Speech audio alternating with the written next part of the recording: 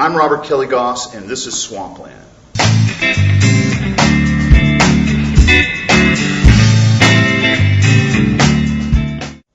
Okay, we're here at the McGuire Theater in downtown Elizabeth City. Arts of the Albemarle has been gracious to allow us to use the stage as the setting for, I guess, what you could call the new and improved Swampland.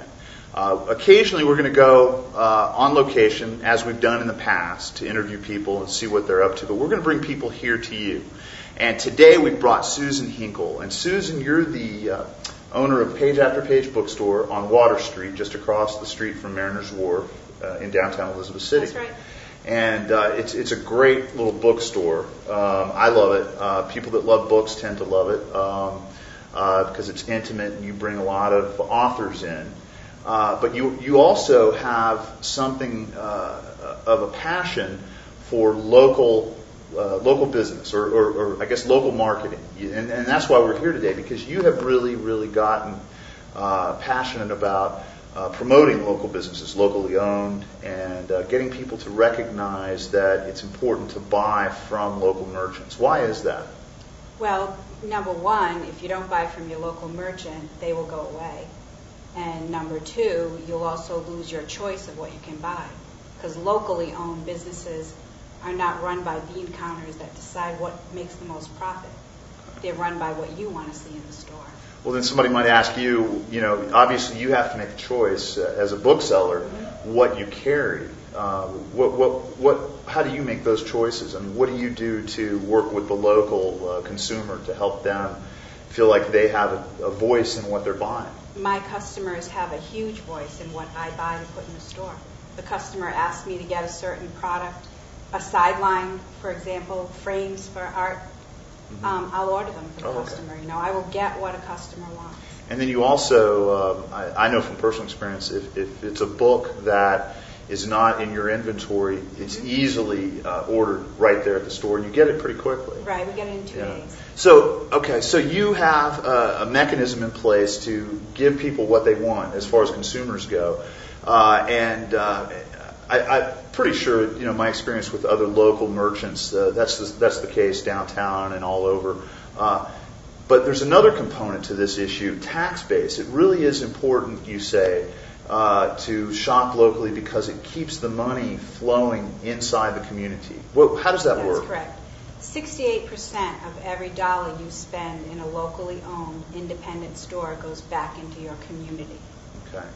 That's a big kickback, because all your big box stores, they have these loopholes where their tax money goes to wherever their home office is. And a certain percentage comes back to North Carolina, and then a certain percentage comes back to the county. And their home office may be in another state. Exactly.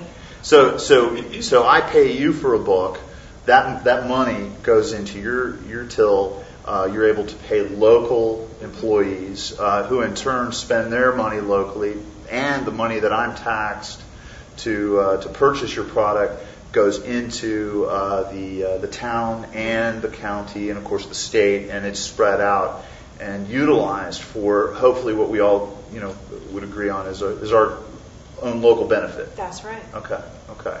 And how difficult has it been to get this message across? I wouldn't say it's difficult to get the message across. If you come in the bookstore, you'll see it. It's hanging up in signs. And in particular, the first week of July 1st through 7th, is National Independent Business Week all across the nation. Right. It's huge celebrations everywhere, and we have big sales going on for that. So there's a lot more information that gets put in the bags and hanging up. And so people are getting it. Are people receptive? Oh, yeah. And when they see that sign and they realize that, then they're like, oh, I didn't know that. I'll shop here first. Right, and you're educating them, and you've got other merchants in the area that are really excited about this, right? And so people are getting the message out. Yeah. So that's important. And then just to let people know, I mean, you've got a lot of great activities going on. I know you have a writer's workshop, you have a poetry workshop, you have things for kids, and you also, being a bookstore, you naturally bring local authors in. I do want to tell you, speaking of the local, let people know the local angle. You really have a great emphasis on local authors and talent, and that's terrific. And North Carolina as well. And your next author, I think this Friday, is it? I can't remember his name. John McKinley, that's right. The Lincoln Secret, which is a novel based on a theory about Lincoln's father, right? That maybe it was somebody other than who people had originally thought it would be. I've read a little bit about it. It's interesting. Yeah. And he's going to be there from 3 to 6. 3 to 6, on Friday. okay, to sign and talk about the book.